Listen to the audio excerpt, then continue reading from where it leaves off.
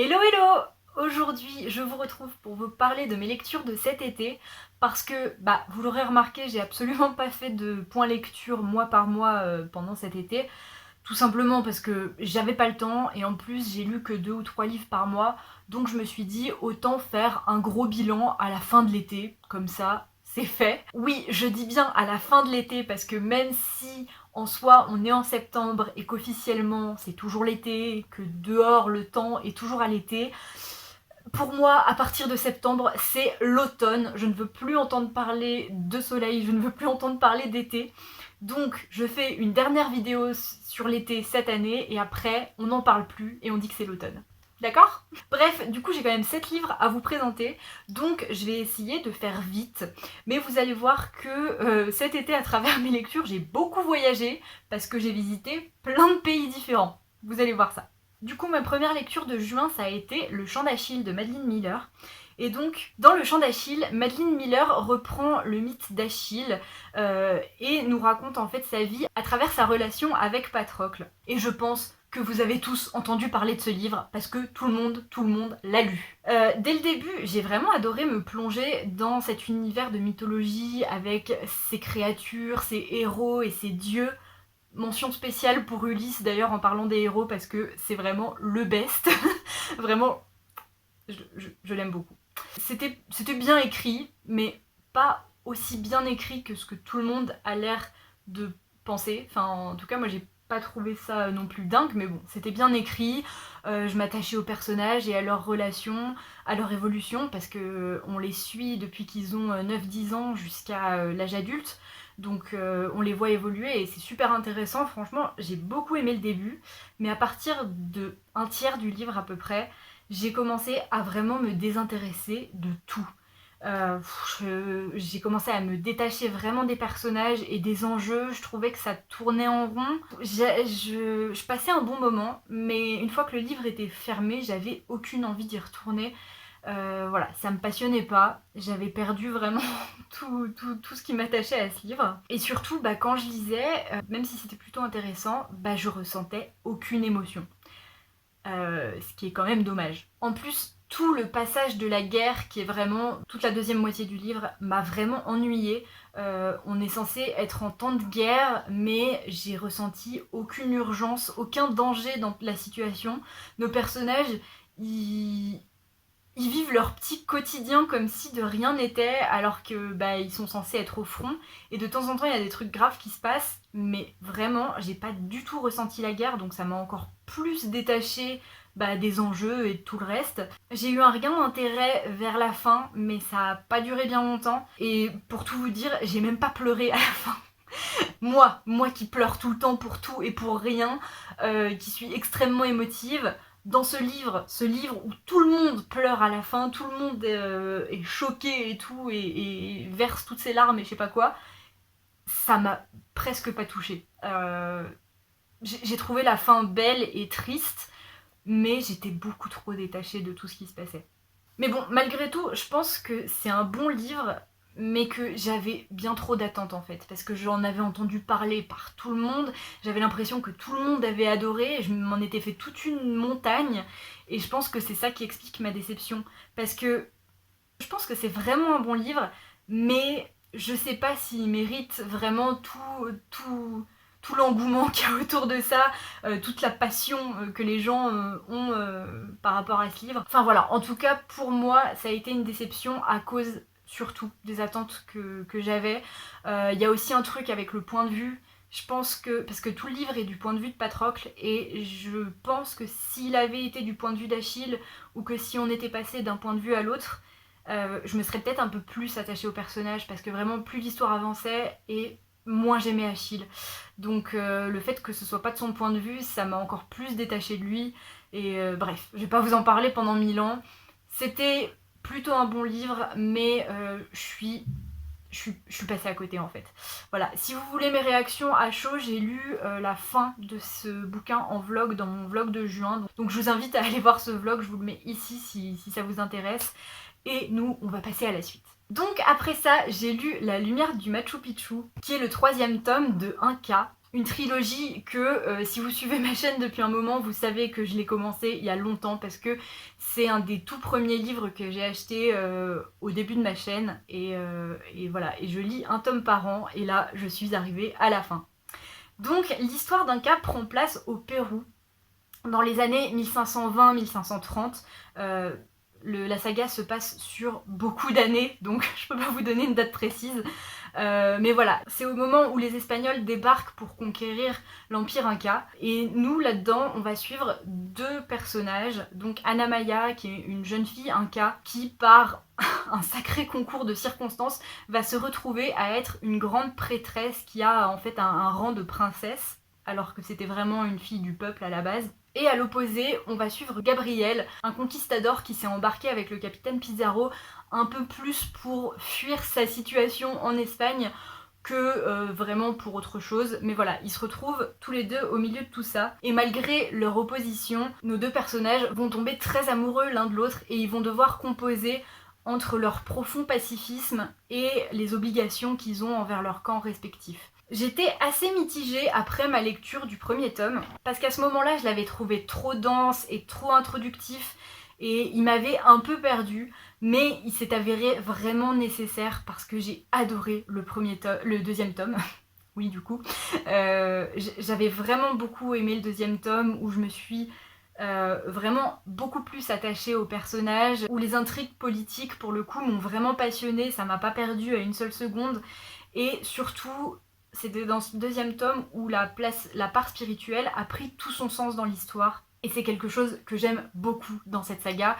C'est tout le côté spirituel qu'on a, surtout grâce à Ana Maya en fait, puisque c'est une prêtresse et qu'elle a un rapport avec les dieux et tout ça. Et enfin bref, je suis ravie d'avoir lu ce troisième et dernier tome. Il a été totalement à la hauteur du 2. Dans ce tome, la spiritualité prend encore plus de place dans l'histoire et c'est une des choses que j'ai le plus appréciées. J'ai adoré retrouver les personnages, même si à un moment j'ai un peu perdu Gabriel, je le comprenais plus. Mais finalement ça s'est arrangé et de toute façon j'aime toujours autant Ana Maya et tous les autres personnages que je trouvais déjà intéressants dans les autres tomes et que j'ai appris à aimer au fur et à mesure de cette histoire. J'étais ravie de les retrouver. J'avais un peu peur que la fin soit trop bateau ou en tout cas décevante, parce que au fur et à mesure que j'avançais dans le tome, je voyais deux fins possibles se profiler en fait. Une qui serait trop cliché et trop bateau quoi, et l'autre qui serait vraiment trop tragique, voilà, pour ne pas en dire trop. Voilà, j'avais vraiment peur que ce soit un de ces deux scénarios parce que je savais que ça allait me décevoir dans les deux cas, mais au final le livre a vraiment réussi à me surprendre et j'ai adoré la fin. Je l'ai trouvée vraiment parfaite et j'ai beaucoup aimé comment les auteurs ont clôturé cette saga. Je trouve que c'était vraiment la bonne idée. Et voilà, je suis encore plus contente du coup parce que c'est vraiment la fin de toute une saga et je pense que si ça s'était terminé d'une manière qui m'avait pas plu, ça aurait pu remettre en question mon point de vue sur tout le reste de l'histoire et ça aurait été vraiment dommage. Le seul bémol que j'ai trouvé dans ce tome, c'est que, alors ça je l'avais pas remarqué dans le tome 2, mais j'ai surtout vu dans ce tome-là, c'est que parfois le niveau de langue augmente pour aucune raison, et du coup on se retrouve avec des passages, avec des phrases à rallonge qui manquent vraiment de ponctuation, et ça devient inutilement compliqué, et il faut relire les phrases plusieurs fois pour s'y retrouver. Mais bon, c'est un détail que je pardonne, parce que ça arrive pas si souvent que ça déjà dans l'ensemble, mais surtout parfois ce truc-là fonctionne, et ça donne lieu vraiment à des passages magnifiques.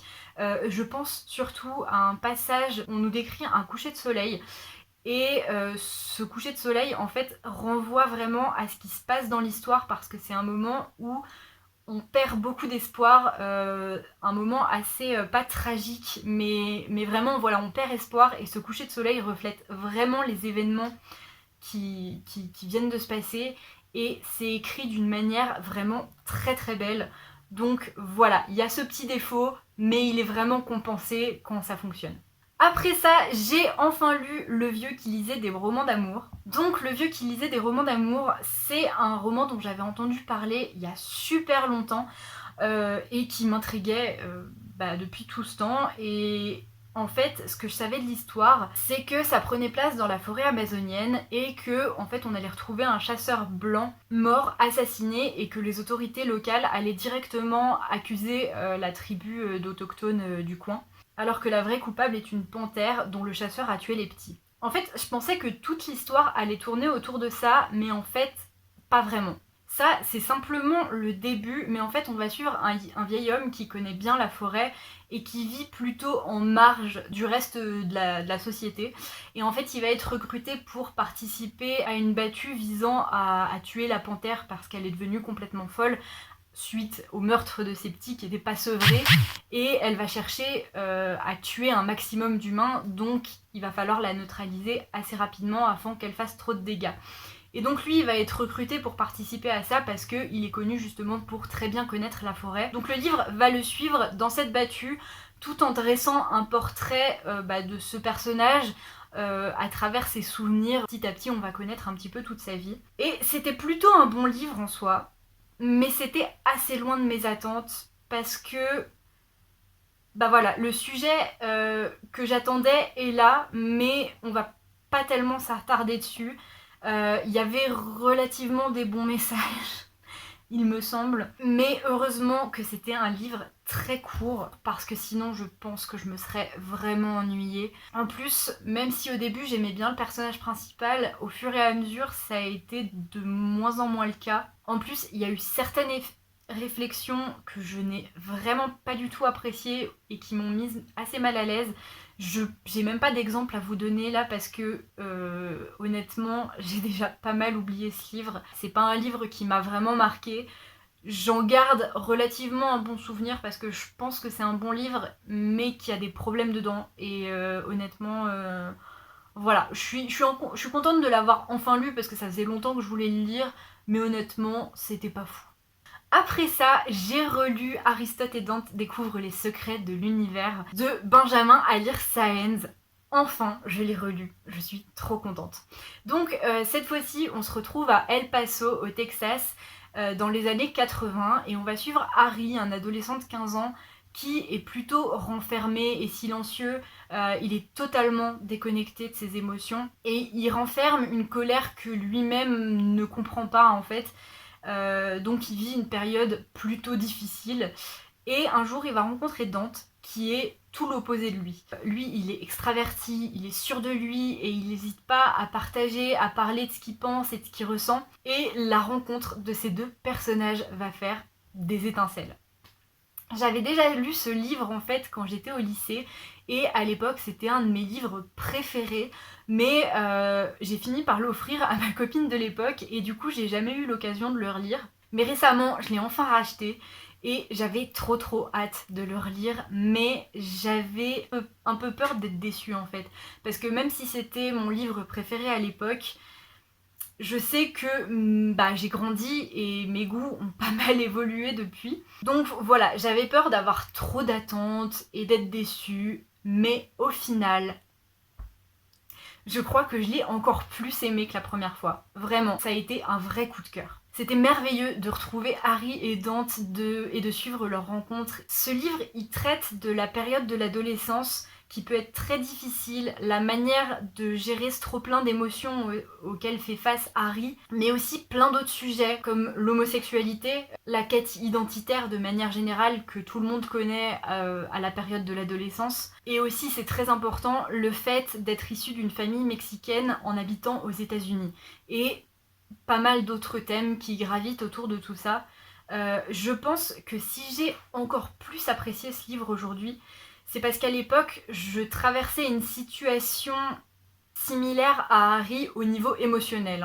Si vous avez lu le livre, j'ai pas du tout la même vie qu'Harry. Il y a beaucoup de choses qui sont très différentes, mais au niveau de la manière de gérer ses émotions, vraiment, j'ai traversé quelque chose de très similaire. Et je sais pas si c'est juste parce que c'est moi ou si c'est vrai, mais j'ai l'impression que à l'adolescence, on traverse tous plus ou moins ça. Mais du coup, les défauts que je détestais chez moi et que j'avais encore assez du mal à comprendre, je les retrouvais chez lui, et du coup, j'aimais pas trop Harry la première fois que j'avais lu ce livre. Je m'étais attachée à lui, mais je comprenais pas ses réactions et ses manières d'être, et j'étais un peu énervée contre lui parce que moi aussi je fonctionnais pareil et c'était quelque chose que je détestais chez moi. Mais aujourd'hui, j'ai pris pas mal de recul par rapport à tout ça, et ça me permet en fait d'apprécier vraiment la justesse de ce personnage, et c'est encore mieux quoi. Bref, du coup, je conseille vraiment ce livre à tout le monde parce qu'il est vraiment fort, vraiment poignant. J'ai pleuré toutes les larmes de mon corps, vraiment. J'ai bouffé ce livre en 2 jours et demi, quelque chose comme ça. Euh, j'ai rarement autant pleuré pour un livre sur une période aussi courte. C'est vraiment... j'ai beaucoup pleuré. Ce livre m'a rendue vraiment fragile, mais j'ai adoré ça. Voilà. En plus, c'est vraiment magnifiquement écrit et ça se lit très très vite parce que les chapitres sont très courts. Donc voilà, vous n'avez aucune excuse pour passer à côté, il faut le lire, lisez-le. Et d'ailleurs, petite parenthèse pour Agathe, tu dois le relire. Relis-le, c'est ton livre préféré, alors relis-le s'il te plaît, tu vas apprécier. Bref, lisez-le tous, c'est une vraie pépite. Bref, après avoir autant maltraité mes émotions, j'avais besoin de quelque chose d'un peu plus loin de la réalité, de quelque chose d'un peu plus fantastique, et évidemment je me suis tournée vers le papa, Neil Gaiman. Donc j'ai lu la mythologie viking, c'est le dernier Gaiman qui est sorti en 2020, et donc évidemment j'ai adoré, hein. On ne se pose plus de questions. Dans ce livre, Neil Gaiman reprend les légendes de la mythologie nordique et nous les raconte sous forme de nouvelles, avec évidemment sa touche perso que j'adore. Je vous avoue qu'au début, j'avais un peu peur de ne pas réussir à suivre et à tout comprendre parce que je connais cette mythologie que de très très loin. Je connais quelques noms, quelques trucs, mais vraiment ça s'arrête très très vite. Et bah du coup voilà, j'avais peur de me perdre parmi les lieux, les personnages, les noms, etc. Mais finalement, ça a été très fluide, très facile à lire et à comprendre parce que l'auteur s'est surtout concentré déjà sur les personnages d'Odin, non, d'Odin, de Thor et de Loki. Et surtout, il prend vraiment le temps d'expliquer qui sont les protagonistes. Il nous présente chaque personnage et à chaque fois leur histoire personnelle, mais vraiment en toute simplicité. Du coup, on apprend plein de choses sur la mythologie viking, mais sans jamais que ça nous sorte de l'histoire qu'on est en train de suivre. En plus, il n'hésite pas à répéter certaines choses, donc on n'est jamais perdu. Et c'est pas redondant pour autant, quoi. Bref, vous aurez compris que j'ai adoré. Décidément, Neil Gaiman n'arrive jamais à me décevoir.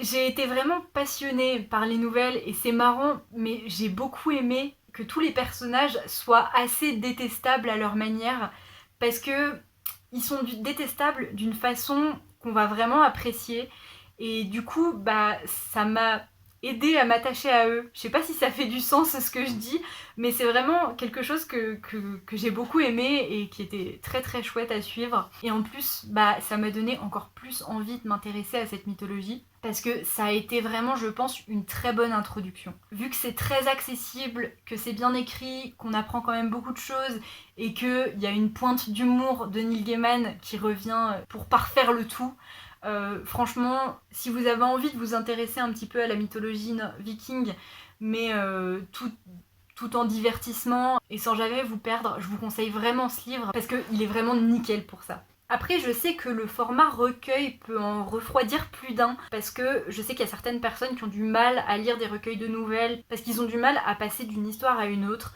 mais ne vous inquiétez pas, on va suivre relativement tout le temps les mêmes personnages, et en plus les nouvelles se suivent, elles ont vraiment un ordre, donc le tout s'enchaîne très très bien en fait. Bref, je crois que je vous l'ai suffisamment vendu, donc je passe à la suite. Donc après, en août, j'ai lu 2 livres plus ou moins en même temps.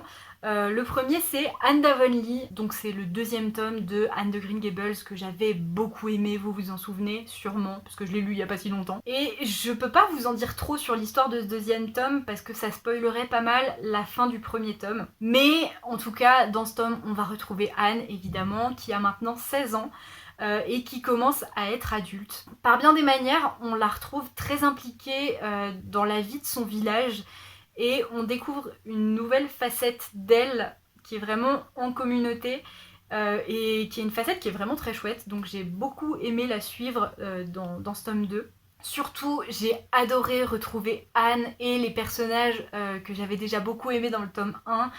J'ai été ravie de les retrouver, mais aussi il y a plein de nouveaux personnages dans ce tome-là, et il y en a beaucoup qui sont très cool et que j'ai adoré. Mention spéciale à Mademoiselle Lavender, qui est vraiment un de mes personnages préférés. C'est vraiment un personnage merveilleux, et j'ai adoré tout le moment avec elle. Après, vu comment ça se passe dans le livre, je pense qu'on la retrouvera pas dans les prochains tomes, ce qui est un petit peu décevant, mais voilà, c'était une très belle rencontre. J'ai aussi adoré retrouver un élément que j'avais déjà beaucoup aimé dans le tome 1, c'est les descriptions des décors et des paysages, parce que les décors sont magnifiques, mais les descriptions rendent le tout encore plus magnifique, parce que ça nous plonge vraiment dans une ambiance feel good, où tout est vraiment beau, et il y a une touche de mélancolie en fait qui rend le tout encore un peu plus merveilleux, comme si ça ajoutait de la magie en fait au décor. C'est vraiment quelque chose qui me plaît beaucoup dans cette saga. Mais bon, malgré tout ça, j'ai quand même eu quelques déceptions dans ce second tome. Déjà, à la fin du tome 1, il s'est passé plein de choses assez graves et ça mettait en place plein de nouveaux enjeux. Ça m'avait d'ailleurs vraiment motivée à lire le tome 2 parce que j'avais vraiment hâte de voir comment tous ces problèmes allaient se régler, comment ça allait évoluer et tout ça. Et finalement, tout ça a été mis de côté, on n'en parle presque pas, on revient dessus vraiment quelques fois mais sans vraiment en parler, et la gravité des choses a été complètement atténuée. C'est comme si l'autrice avait eu de nouvelles idées et qu'elle avait décidé de laisser tomber tout le reste pour se concentrer dessus. C'est vraiment ce que j'ai ressenti dès le début du livre et j'ai trouvé ça vraiment dommage. J'ai pas compris pourquoi elle a fait ça.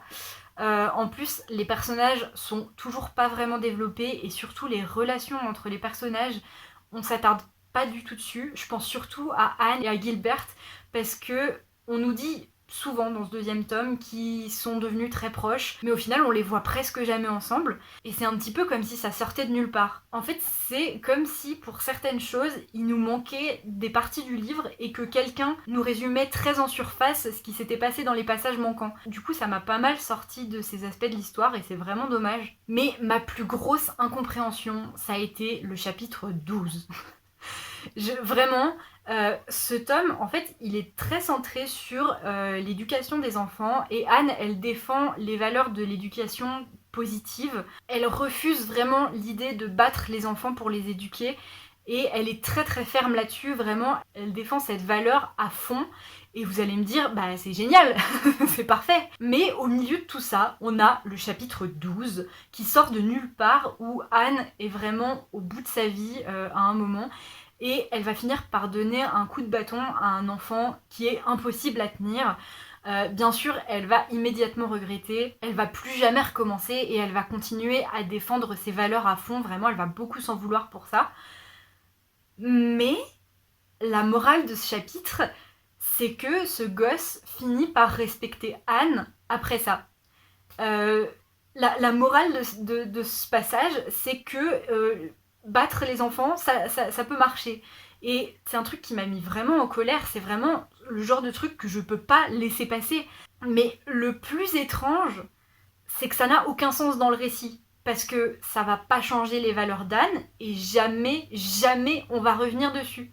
Donc je ne sais pas pourquoi Lucie Maud Montgomery a fait le choix de mettre ce passage qui n'a aucun sens dans l'histoire et qui véhicule une morale extrêmement douteuse et qui va totalement à l'encontre des morales du reste du livre, quoi. Voilà, j'ai pas vraiment compris ce qui s'était passé, c'était très bizarre. Mais bon, malgré tout ça, j'ai quand même prévu de lire la suite, parce que j'adore toujours autant les personnages, l'ambiance et tout ça, j'ai hâte de suivre Anne dans ses prochaines aventures. En plus, vu la fin du 2, je pense que dans Anne de Redmond, donc le tome 3, on va pouvoir se concentrer sur la relation entre Anne et Gilbert.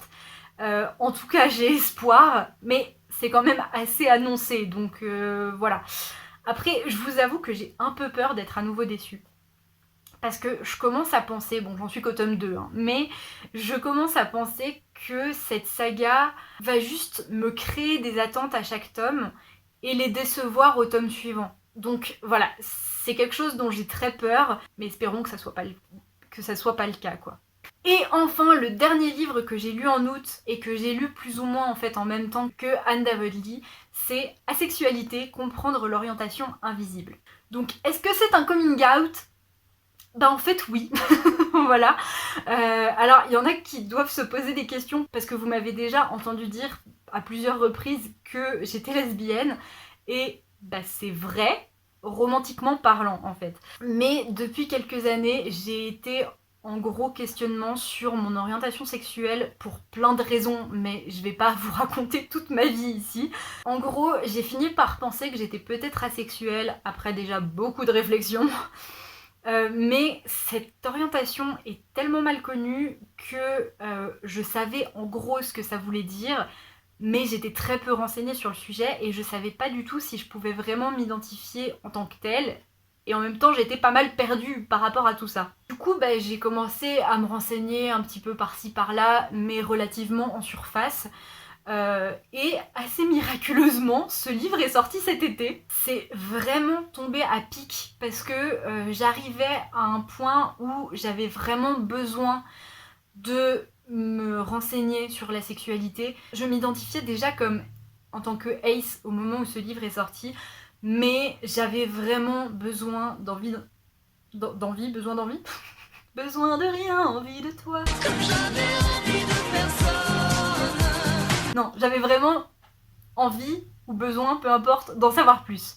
Du coup, dès que j'ai entendu parler de ce livre, je me suis jetée sur la précommande et vraiment, je ne regrette pas. Je vais pas vous expliquer ici ce que c'est que la sexualité, mais simplement, ce livre a répondu à toutes mes questions. Il m'a permis de comprendre beaucoup de choses sur moi, mais aussi sur les autres, et ça m'a fait beaucoup de bien. C'est très complet, très accessible, même pour les personnes complètement extérieures à la communauté LGBT. Ce livre, en fait, il s'adresse aussi bien aux personnes asexuelles qu'aux personnes qui sont pas sûres, mais tout autant aux personnes qui ne le sont pas du tout, mais qui veulent se renseigner sur le sujet. Les explications sont claires et l'autrice a vraiment pris le temps de démonter chaque cliché et chaque a priori et de répondre à chaque question sur le sujet sans laisser personne de côté. Du coup, on aborde des problématiques dont j'avais pas du tout conscience avant et je suis vraiment contente d'avoir ces connaissances-là maintenant et c'est pour ça que je recommande ce livre à tout le monde. La sexualité est tellement mal connue et il y a tellement plein de clichés à propos de cette orientation que je pense que ça ferait vraiment du bien à tout le monde de se renseigner au moins un petit peu sur le sujet. Donc du coup, merci beaucoup à Métiste Édition pour ce genre de publication. C'est vraiment utile à la société et à la communauté. D'ailleurs, je pense vraiment m'intéresser de plus près à cette collection plurielle et de regarder un petit peu ce qu'ils ont publié d'autres, parce que ce livre, en tout cas, était vraiment bien fait et il m'a fait beaucoup de bien. Et du coup, voilà, c'est tout. Je dis c'est tout, mais ça fait quand même 40 minutes que je parle non-stop. J'espère que ce point lecture vous aura plu et que je vous aurai donné envie de lire les livres que j'ai aimés. N'hésitez pas, si vous avez lu certains de ces livres, à me dire ce que vous en avez pensé. Vous le savez, je serais ravie de discuter de tout ça avec vous en commentaire. Et en attendant la prochaine vidéo, je vous souhaite de très belles lectures. Bye! So Lemon Boy and me started to get along together. I helped him plant his seeds and we mowed the lawn in bad weather.